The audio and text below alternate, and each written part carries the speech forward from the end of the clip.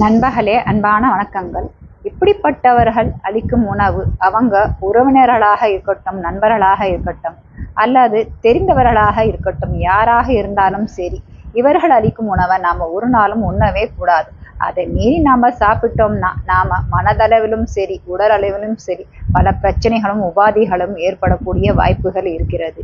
இப்படிப்பட்டவங்க யார் என்பதை தெரிந்து கொள்வதற்காக தான் இன்றைய கதை. வாங்க கதைக்குள் போகலாம். ஒரு கிராமத்துல நல்ல வசதியான ஒரு வியாபாரி தன்னுடைய மனைவி மகளுடன் வாழ்ந்து வந்தாராம். ரொம்பவும் நல்ல குணம் படைத்தவாராம் அந்த வியாபாரி. தானம் தர்மம் போன்ற நல்ல காரியங்கள்லாம் சதா செய்து கொண்டே இருப்பாராம். ஒரு நாள் தன் வீட்டுக்கு ஒரு துறவிய மதிய உணவு சாப்பிடறதுக்காக கூப்பிட்டிருந்தாராம். வியாபாரி அழைப்பை ஏற்று அந்த துறவியும் அவங்க வீட்டுக்கு வந்து சேர்ந்தாராம். வியாபாரியும் அவர் மனைவியும் சேர்ந்து நல்ல அறுசுவை உணவுகளை சமைத்து துறவிக்கு பரிமாறினாராம். துறவியும் உணவை அன்போடு ரசித்து ருசித்து சாப்பிட்டு முடித்தாராம். சாப்பிட்டு முடிக்கும் தருணத்துல துறவி மனசுல ஒரு எண்ணம், அதாவது விபரீதமான எண்ணம் ஏற்பட்டதாம். அதாவது துறவிக்கு உணவு பரிமாறிய போது ஒரு வெள்ளி டம்ளர்ல குடிக்கிறதுக்காக தண்ணி வைத்திருந்தார்களாம். துறவி மனசுல அந்த வெள்ளி டம்ளரை அவங்களுக்கு தெரியாம எப்படியாவது இங்கிருந்து எடுத்துக்கிட்டு போயிடணுன்ற ஒரு எண்ணம் அவர் மனசுல ஓடிச்சான். அவரும் நேரம் பார்த்துக்கிட்டே இருந்தாராம். அவங்க கவனிக்காத நேரத்துல அந்த டம்ளரை எடுத்து தன் பைக்குள்ள போட்டுக்கிட்டாராம். அதன் பிறகு அவங்க அளித்த உணவுக்கு நன்றியை சொல்லிட்டு அவங்கள ஆசீர்வதித்து அங்க இருந்து கிளம்பி ஆசிரமத்தை நோக்கி நடக்க ஆரம்பிச்சாராம். அவசரமா நடந்து போயிட்டு இருக்கும்போது கால்ல ஒரு பெரிய கல் தடுக்கி கால் விரல்ல அடிபட்டு அதுல இருந்து ரத்தம் பீறிட்டு ஊற்றியதாம். உடனே பக்கத்துல இருந்த ஒரு மரத்து கீழே போய் உட்காந்துக்கிட்டாராம். ஒரு துணியை எடுத்து அந்த காயத்துக்கு மேல கட்ட போட்டாராம். அந்த நிகழ்வுக்கு பிறகுதான் அவருக்கு நினைவே வந்துதான், இந்த பையில ஒரு வெள்ளி கிளாஸை நாம வைத்திருக்கோம் அல்லவான்னு. அப்பதான் அவர் யோசித்து பார்த்தாராம், நானா இப்படிப்பட்ட ஒரு கீழ்த்தரமான வேலையை செய்தேன்? வைரம் வைடூரியம் இப்படிப்பட்ட விலை உயர்ந்த பொருட்களாக இருந்தாலும் சரி, அது எனக்கு மண்ணுக்கு சமம். நானும் முற்றும் துறந்த முனிவன். எப்படிப்பட்ட பொருளாக இருந்தாலும் சரி, அது மேல எனக்கு ஆசையே வரவே வராது.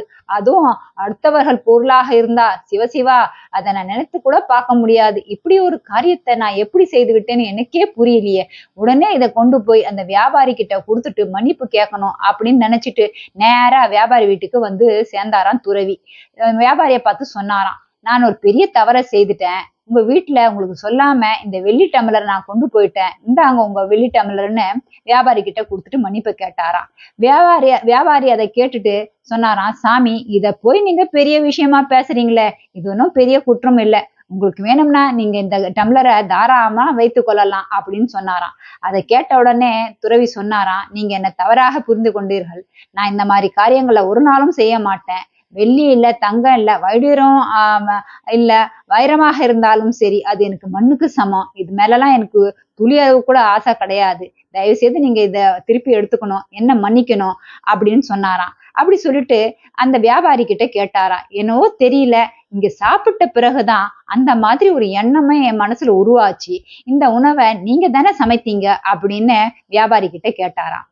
வியாபாரி அதை கேட்ட உடனே சொன்னாராம், சாமி, நீங்க என்ன மன்னிக்கணும். இன்னைக்கு என்னுடைய மனைவிக்கு உடம்பு சரியில்லாம போயிடுச்சு. கடுமையான வயிற்று வலி ஏற்பட்டது. அவளால சமையல் தயார் செய்ய முடியல. அதனால பக்கத்து வீட்டு பெண்மணி கிட்ட எல்லா விவரத்தையும் சொல்லி உணவை சமைத்து வாங்கினோம். ஆனா ஒண்ணு, அந்த பெண்மணிக்கு பயங்கர திருட்டு சுபாவமும் இருக்குது. எங்க போனாலும் சரி எதையாவது திருடி கொண்டே வருவா. அதுதான் அவருடைய பழக்கம் அப்படின்னு இந்த வியாபாரி சொன்னாராம். அதை கேட்ட உடனே துறவி சொன்னாராம், எனக்கு என் மனசுல அப்படி ஒரு திருடணும்னு என்கிற எண்ணம் ஏற்பட்டதுக்கு காரணம் நல்லாவே புரியுது.